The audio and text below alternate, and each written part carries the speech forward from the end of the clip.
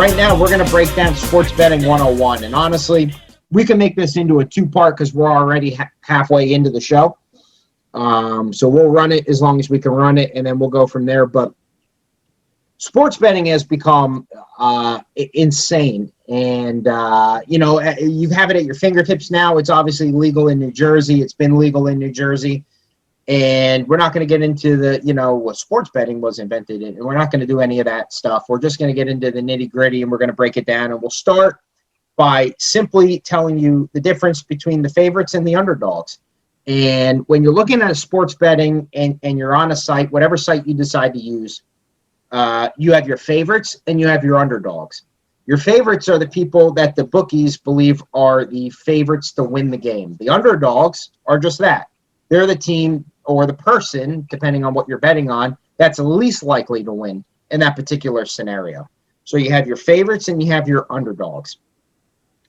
For spreads, how that works and how everything breaks down. And we'll talk about spreads first, and then we'll talk about money lines. Sir, why don't you take us through spreads and what spreads are? So when we're talking Super Bowl, and we're talking, hey, the spread, as I mentioned before, Tampa Bay plus 3.5 is the spread. What's that mean?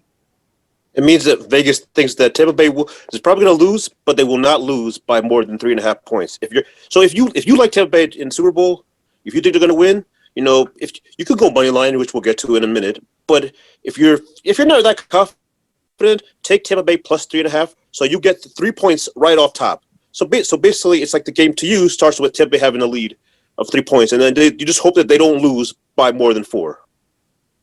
So it's the margin of victory, in short. And yeah, the margin of victory, exactly. And as we get into this, guys, if you're tuning in, SBFS show, if you're tuning in on Twitch, if you have a question, drop it in the comments. Tim, myself, sir, are all looking at the comments. We can kind of tune in. We can kind of jump in and try to get, your questions answered. It's the margin of victory. If you're asking, or if anybody out there is asking, well, why is it 3.5? Why don't they just do 3, or why don't they just do 4? Well, the reason why they use half points is to avoid a push. And we'll talk a little bit about what a push is later. But if you have a 3.5, in no sport can you score half a point. So when you have 3.5, it forces you to bet either, basically 3 or 4. So when you have your 3.5, it's obviously saying that the game is going to be by more. So that's spreads. For example, if the Patriots are 7-point favorites against Tim's New York Football Jets, that means that they're going to win by more than 7. If it's exactly 7, so if you're betting, Patriots minus 7 and the final score is the Patriots 7-0, it's called a push. And Tim, why don't you take us through what a push means? Right. So, and just to elaborate for even more detail, right? Minus is favorite, plus is underdog. Some people don't even know that. So that's what it is. A push. So a push, say is a 7-point. It's easy spread, right? Minus 7. If the Patriots only beat the Jets 14-7, that means in eyes of sports betting, the game was actually a tie. You don't lose your bet. You don't win your bet. Just get your money back. Yep. Spreads. Hence why they do the half points, because the half points, like if it was 6.5, that would prevent that 7. That would prevent that push from happening. Or if it was 7.5, that would Right. So if you're following on Twitch right now, you could see. We have the little sportsbook page open, and I really wish my cursor was actually showing on the screen. I should have figured out a way to do that. But right now you're looking at the Super Bowl game, and it's a 3-point spread, right? Minus 3, plus 3. So right now, if the Chiefs only win by 3 points, it would be a push. And in a push, you're getting your money back. As you could see on here, the minus 117 or the minus 104, depending on if you bet Kansas City Chiefs or the Tampa Bay Buccaneers. The minus basically is a tax on every bet is basically what it's how it's broken down. You know, some people call it a juice, some people call it a vig. The juice basically is the commission you have to pay to the sports books for them to accept your wager. So, for example, if we're looking at the Kansas City Chiefs minus 162, what that basically means is you have to bet $162 to win $100. When you're looking at the Tampa Bay Buccaneers at plus 143, what that means is if you bet $100, you'll win $143. Now, there's no baked-in number on what this is. It's not the reason why the numbers are both in the hundreds are because it's the Super Bowl. You have two elite level teams playing in the Super Bowl, the best of the best. As we mentioned before, Conor McGregor was a minus 322 favorite. What that means is you'd have to bet $322 to win $100. There were games during the NFL season. I can't think of them off the top of my head what the exact number was, but the Kansas City Chiefs money line over the New York Jets was probably $500 or $600. So you would have had to have bet. In college, it gets even worse. Like if you say a team like Alabama versus, we'll say Rutgers, there's been times where it could get like minus into like the thousands, minus 1,600, minus 1,700. That's basically telling you Vegas like Alabama will not lose this game. Now, then they have the spread, which is probably like minus 33. That's when the odds get a little more even. But as a straight money line or a straight to win bet, like if they like betting Alabama to win $100, you'd have to risk $1,600 to try to get $100 in return. At the end of the day, and it's a stupid point to hammer home, but I'm sure there's somebody who's thinking it. The reason why you need to have a favorite with the amount of money that they have is because if they break everything down to hundreds, the bookies would go out of business very soon. People would take advantage of them, and the bookies would lose a ton of money. So they basically you have to risk more on the favorites over the underdogs in order to win your bet. You know, into that game where we were talking about the Kansas City Chiefs against the Jets, you know, the minus $680. Let's just say $650 and call it, you know, easy to beat the Jets. You know, everybody and their mother knew that the Kansas City Chiefs were going to beat the Jets. You know, that's to me where like pro athletes or famous people, you know, they'll drop $200,000 to win a few thousand because they have the money. You know, everybody knew it's easy money. You know, it's not always the case. I mean, underdogs win. I mean, Philadelphia Eagles, the greatest example of underdogs winning. I'm just kidding. But, you know, Mike Tyson, Buster Douglas in a boxing match, they didn't even have odds on the fight because nobody in their right mind would have bet Buster Douglas to beat Mike Tyson. Buster Douglas beat Mike Tyson. So that's just the first thing that pops into my head in terms of like the greatest underdogs coming and winning. But that's what that means.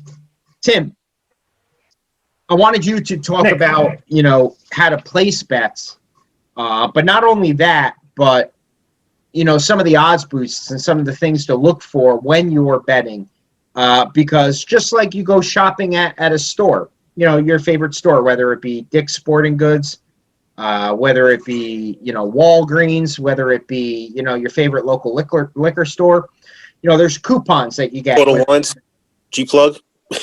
There you go. You get coupons sent to you, you know, $5 off this, $10 off this. Well, sports books do the same thing, at least online they do. Tim, why don't you take us through some of the perks, how to look for those odds boosts, how to look for some of those no-brainer bets that we talked about, and how to place a bet from your smartphone. Right. So, I mean, one of the biggest things to do now, if you're just starting to bet, right, they give you all kind of incentives to bet through. We'll use DraftKings as the example because that's what everyone here is using, right? So DraftKings, they'll give you certain extra, you know, incentives to sign up with them. You deposit X amount of money, you get double that money into your account for doing nothing, right? Or you put X amount of money in, you get this bet boosted at plus 2,000 when normally it would be plus 100, right? something that would be like what they consider a no-brainer, something that's going to happen. Like, I'm sure the incentive they're going to do coming up to the Super Bowl is deposit money, be a first-time depositor, and you'll get, if either team scores a touchdown in the Super Bowl, you get it at plus 1,000, right? And they'll give you a max bet that you can do so that they don't lose all their money. They just want more money in their account, right? So what I love to do is before you put any bet in, I always go to, they have a tab. I don't know if you can see it on the screen. I don't think it's up there. It's usually the top. It says soccer. Usually the top of the. So it's usually at the top of the screen. So you see second soccer, bar. football.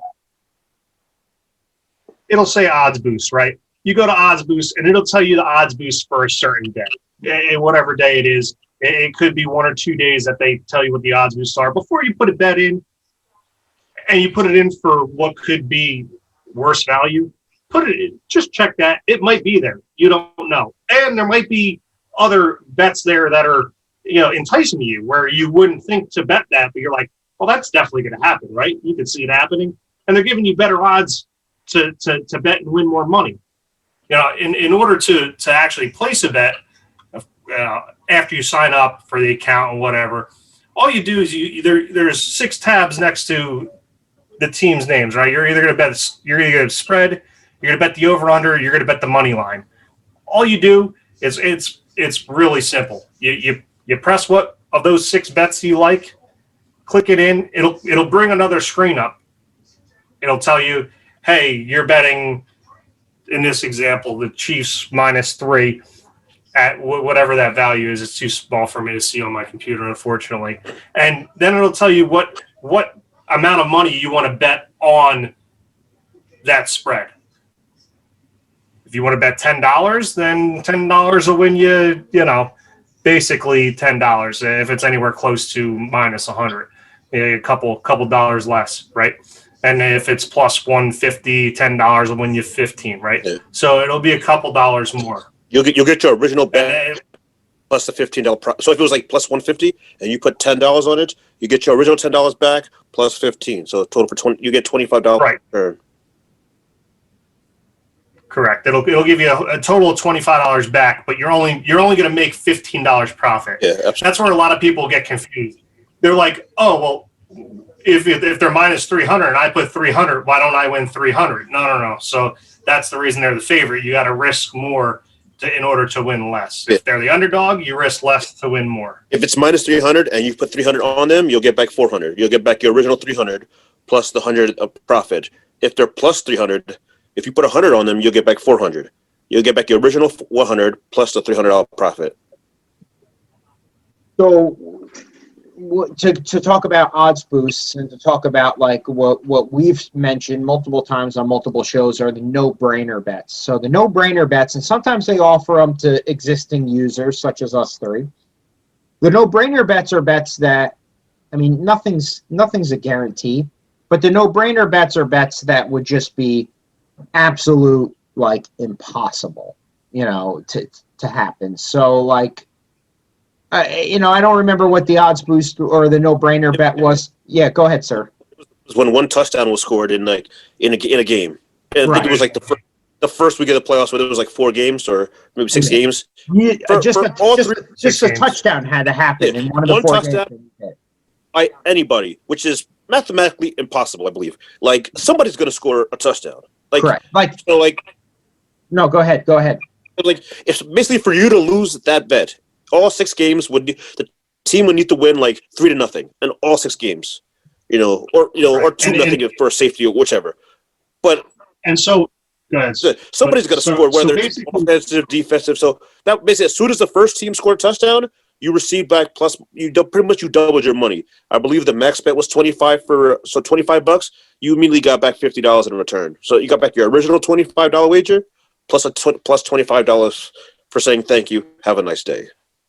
Tim, you have something? Right. And in order to do that through DraftKings, right, you can see toward the top of the screen that we have brought up, there's a little microphone and it says whatever the bet is, and then it gives you an opt-in feature, right? So you're going to have to hit the opt-in feature in order to activate that odds boost, right? Because you're going to go to the next screen, and if you don't hit that opt-in, it's going to be minus 10,000, and that's not the bet that you want. You want the no-brainer, which is going to be plus 100.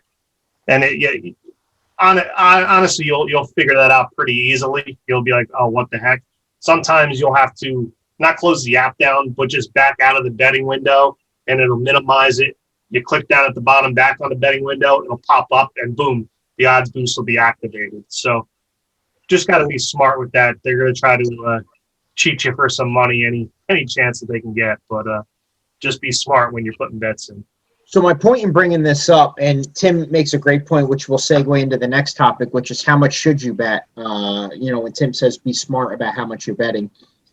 There's an odds boost. I doubt you could see it if I pull it up right here. No, probably can't see it. No, it doesn't look good at all. So the sign-up offer. So this is for new users. So this won't work for Sir. This won't work for Tim. This won't work for myself. It's a new users, big game, no-brainer. They can't say Super Bowl because of legal purposes, but it's the big game. So new users, double your money if a touchdown is scored in the big game. So the max bet is $50. So what that means is you bet $50. All you need is a touchdown. Doesn't matter how it happens. You need 7 points at any moment. You're doubling your money from 50 to 100. Say it again, sir. 6 points. 6 points. Okay, you're right. Next week's show is Football 101. No, to Sir's point, he's right. 6 points for Nick Class be a session for you. Correct. So right now we're guaranteeing you're going to win $50 right now. If you're a new user and you've never signed up, if you're signing up for DraftKings, that is a no-brainer promo for new users. Now, let's face facts. We talk about winning you guys money, and I don't think there's been a single week where the three of us haven't had at least one winner. Like, we've given you winners. We've won money over the NFL season. We've been successful. But at the end of the day, it's gambling. And I think the number one question I get asked when it comes to sports betting is how much should I wager? I have a lot of friends from, all over the country, sometimes where it's not legal to sports bet. They'll, let me know of a bet that they like. I'll put it in for them. They'll Venmo me, all that stuff. So hopefully that's not illegal. But how much should I bet?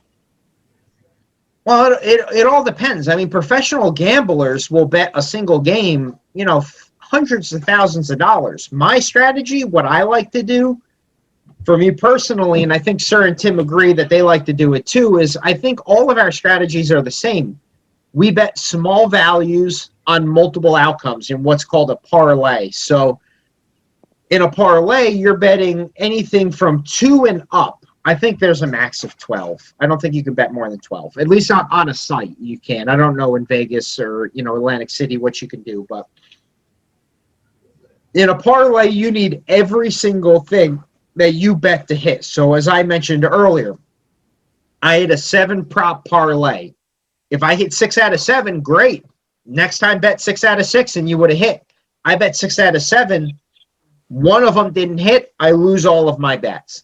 But a $25 bet, as I mentioned earlier in the show, a $25 bet would have netted me $2,600. So the odds on that were incredible. Now, my earliest memory of sports betting, Tim was with me, is when we went to Las Vegas together for the first time. And Tim and I are big sports fans, as you obviously know, and big baseball fans. And we went during Mother's Day weekend. So I had an 8-game baseball parlay. Sorry, Mom. That's a different podcast to talk about that trip. But, I hit 7 of my 8 going into the final game. It was like a $10 bet to win. I don't remember. Let's just say $2,000 for the sake of the story. $10 bet to win $2,000. It came down to the Phillies and the Braves on Sunday night. Now, Tim taught me a phrase which we'll teach you guys right now, which is hedging your bet. Now, you've heard Moravik on the show say he'll never hedge a bet. Now, it didn't come through for me. I don't know. But hedging your bet basically means... You can read lips. Oh, there you go. So hedging your bet basically means you're betting So in the bet that I had the Philadelphia Phillies winning the game. If they had won the game, I would have won $2,000. Again, let's just say for the sake of the story. So I was guaranteed $2,000 if the Phillies won. Tim taught me to hedge my bet, which is betting against the bet that you have, and you can only do it in certain situations when you have a parlay bet. So I bet, long story short, $600 on the Braves. I think Ross loaned me the money. Shout out to Ross. So I guaranteed myself a win of, I think, $900, which I ended up winning, and it was smart for me to do because the Braves, in the end, won the game 2-1 against the Phillies. So I lost my parlay, but I ended up winning money in the end because I bet the Braves. So we like doing small dollar amounts on multiple legs of a parlay to try to hit. I've been successful throughout the year on hitting mine. I know Tim and Sir have as well. Sir mentioned in the wild card round hitting his parlay of prop bets. I think he needed Chris Godwin in the end to hit his over in yards, and he hit. So he got it. Watching that, I just remember watching that game. He had it. He was having it early, and then he got a case of the drops. He's late, but finally caught one. It was good. In summation on Can we this, go back to this Vegas story real quick? Yeah, go ahead. Let me finish this. I mean, Ross is my boy, but I fucking lent you the money. You want to know why? Is because you know how difficult it was trying to call my dad, freshly 21 in Vegas, and not actually lie to him. Say, hey, listen. I'm trying to take money out of the ATM, but it won't let me take money out. Like, I'm very confused, right? Then he's like, oh, well, I knew you were going to Vegas, so I put a cap on how much money you could take out. Yeah, and I'm not taking the money out I have to call him on the phone and be like, Dad, no, you misunderstand. Like, Nick has a bet in. He doesn't have the money. I need to take the money out so we can hedge, so we guarantee that he makes money. You'll get the money back in however long it takes you to go back to Vegas and catch a ticket. But it's like, the money's good. We need the money. But I don't know if my dad to this day believed that was the truth or not. But well, it was, and I won. So thank you, thank you, Jim Sikora. Shout out Papa Sick. Shout out to him. Good call. Good call. Thank Mr. Jim for calling up the bank and opening up the account. When it comes to how much should you bet, you should bet what you can afford to bet. I mean, that's my answer back to everybody.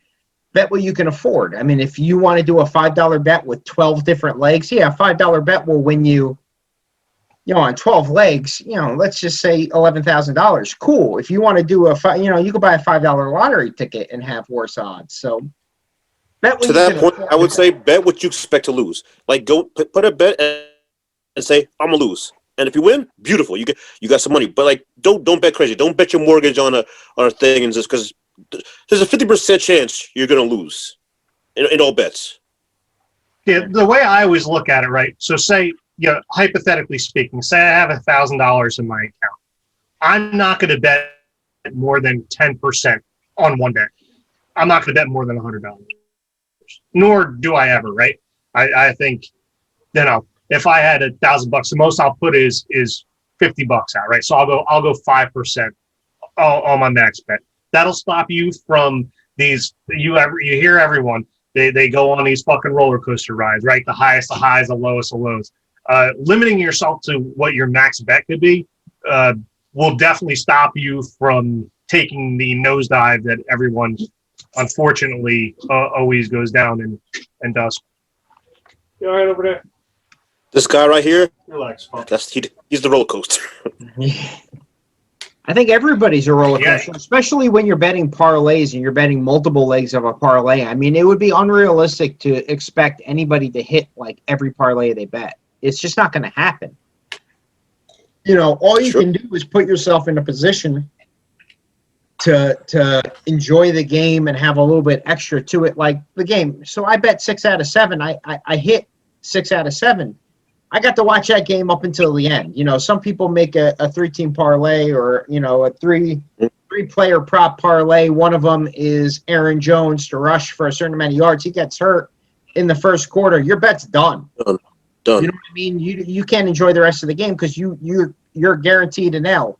I got to enjoy the game up until the very end, up until Darrell Williams or whoever rushed for that first down and ruined every chance I had fucking Devin Singletary getting the ball back. So to Maravik's point about not wanting to hedge, right? So you have a $5 bet, right? And it's paying out $2,600. There's two ways to think about it. You could think about it, well, it's only fucking $5, right? Who cares if I only lose $5? And then there's some people like me who are like, well, I could win 2,600, or I can guarantee myself to win 300 if it's, or even more, depending on how much money you want to guarantee yourself to win. I don't know. I could see both sides of the spectrum the way you look at it. I'm a more of a guaranteed money type of dude.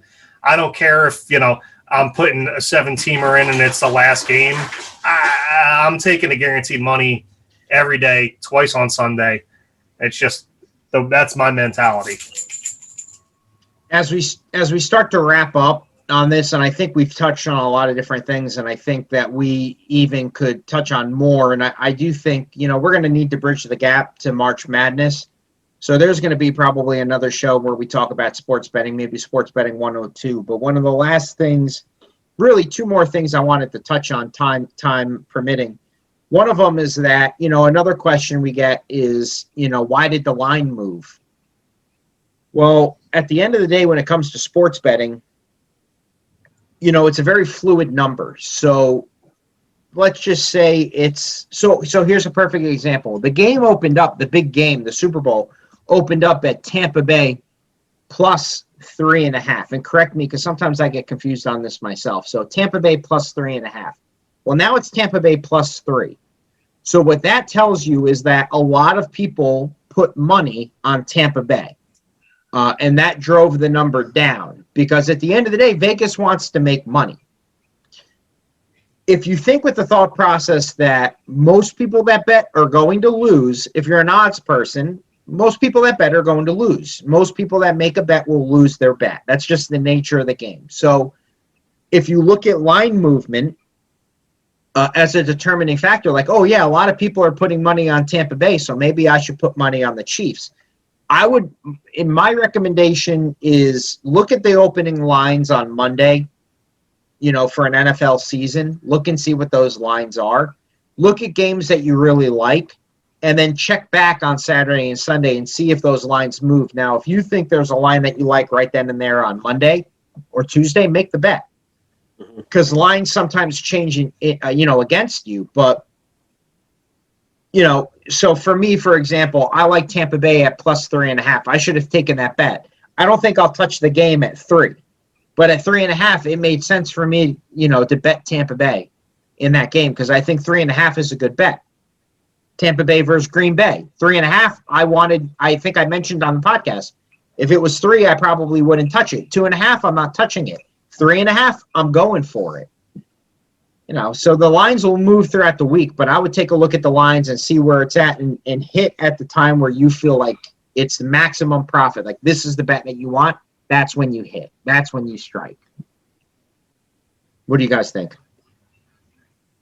Yeah, no, you're right. The reason the lines move could be anything, right? If a star player goes down, right? Your quarter, all of a sudden Tom Brady's not going to play in the Super Bowl. Well, then the line's going to move. Right. The only way the line moves is by either a big player getting ruled out of the game, or where it's going to slightly move is when a whole shit ton of money comes in on one team, right? And Vegas needs to give better odds or worse odds to that team in that respect to try to make some money on the game. Yeah, like to your point last week when Mahomes was going through concussion protocol, like even though Vegas, the line pretty much stayed at 3 because everybody knew he was playing, but if he had gotten ruled out, that line would have went from 3 to probably Buffalo favored. Yeah, it's fair to say. Yeah, I agree. 100%. They would have fucking won the game, Buffalo, if Mahomes didn't play. Well, absolutely. But I'm saying, we're talking about line-wise, if you take out Mahomes and you put Chad Henne, yes, anything is possible, but not according to Vegas. You guys have anything else you want to touch on sports betting, or you want to hit the wrap? Oh, let me say, shout out to OT $. Thank you, sir. Hold on, first, sir, what'd you say? I said shout out to OT, Mr. Tim. Thank you for the easy dollar at Tampa +10. Thank you, sir.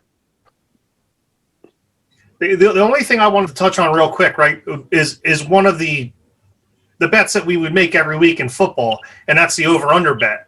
So the over/under bet is very, very similar to the in retrospect to how to bet it is very similar to all the other bets we've been making, right? So they're going to give you a number. Let's just say in football it's 50, right? So in the Super Bowl, I don't know, it's probably more than that, 53 probably. So if you're looking at, let me bring that up real quick. So that middle column, it says O a certain number, and then underneath it says U a certain number. If you think the total points between the two teams are going to be over that said value, that's the bet you want to go on. If you believe that the total points are going to be under that certain value, you're going to bet the under. And then, they're both minus whatever, and then that goes back into... They're usually both minus 10, which means you have to risk 110 to win 100. Usually every those bets are usually always minus because Vegas wants to get their money. Regardless of the situation, they're going to get paid out regardless. So that's really the only thing I had to add real quick. I think we hit on the basis. Real quick, from the gallery in the back, Loman wants to know, Nick, are you going to bet Lindor at plus 975 to win the NL? I wrote back to him, haha, if it gets odds boosted to plus 1,200, I may. So we'll see. I want to thank all you Twitch heads out there. We had a really fun chat. You guys were very active this week. That's awesome because that keeps us entertained just as much as it keeps you guys. Real quick, if you guys have anything else to ask us, go ahead. It's your time to shine. You got your 5 minutes of fame. So that's perfect. Tim, MC this just in case we get a question or somebody pops in. But we're going to do this for those of you who are watching on YouTube. And again, you'd be watching on Wednesday and on iTunes on Thursday. You can follow us on Twitter. You can follow us on Instagram at SBFS Show. And now you can follow us on Twitch at SBFS Show, our initials and show. On the TruExact show on Friday, Scott's got a really cool guest. You might have seen him on Netflix High Score, the creator of the legendary video game E.T., which was a shitty game, for Atari, and the author of Once Upon Atari, How I Made History by Killing an Industry. Howard Scott Warshaw is the guest on the TruExact show with Scott and his friends, Mr. TruExact himself. And on Saturday night on Instagram Live, and I am going to tune into this because I'm very interested, the top 15 boy-girl bands songs of all time. This is the pop boy bands and girl bands. If your number one is Bye Bye Bye or I Want It That Way, then you're a simp. This is the real countdown, and bands like 98 Degrees and LFO will get their respect, and that's at 8 p.m. on Saturday. Now, if you're unfamiliar with Scott's top countdowns, he did one for Christmas, sir. I'll get to you in a minute. I thought the Christmas countdown was actually really good. So I'm expecting this one to be, a home run. Scott usually knocks him out of the park, and I'm excited to see what's going on with that. Sir, are you going to sing a boy band song? No, because I don't believe it was caught. But if we get 100 followers, by the end of Nick will be singing "Bye Bye Bye." Well, I don't think anybody wants to see me sing it. I think they want to see me dance it. But dance it, sing it, whichever. He gonna put on a show. So let's get that follower count up. And then also on Mark's side of the ring, we're going to be breaking down the preview for the Royal Rumble, one of the biggest pay-per-views of the year. Miguel, Fred, myself will be drinking, having fun, probably shitting on Goldberg, at least I will. And we'll be making our picks on who's going to win the Royal Rumble, the men's and women's, and what we think that's going to lead to down the road. So some fun shows coming down the pike. We appreciate you guys tuning in to Sharp Bets and Fantasy Sets, our weekly sports betting podcast. Next week, a tease for the big game. We got some big guests lined up from WFAN. and maybe some other guests as well. Who knows? We reached out to a lot of people, so we'll see. But we definitely have 2 lined up, which we will get into. So it's going to be a lot of fun. You guys might be able to ask them some questions too, because we're running live on Twitch for the foreseeable future. Guys, Sharp Bets and Fantasy Sets. I am Nick. We got Big Time Tim. We got Chris Sir Shaw. Thanks for tuning in, and good luck in your bets.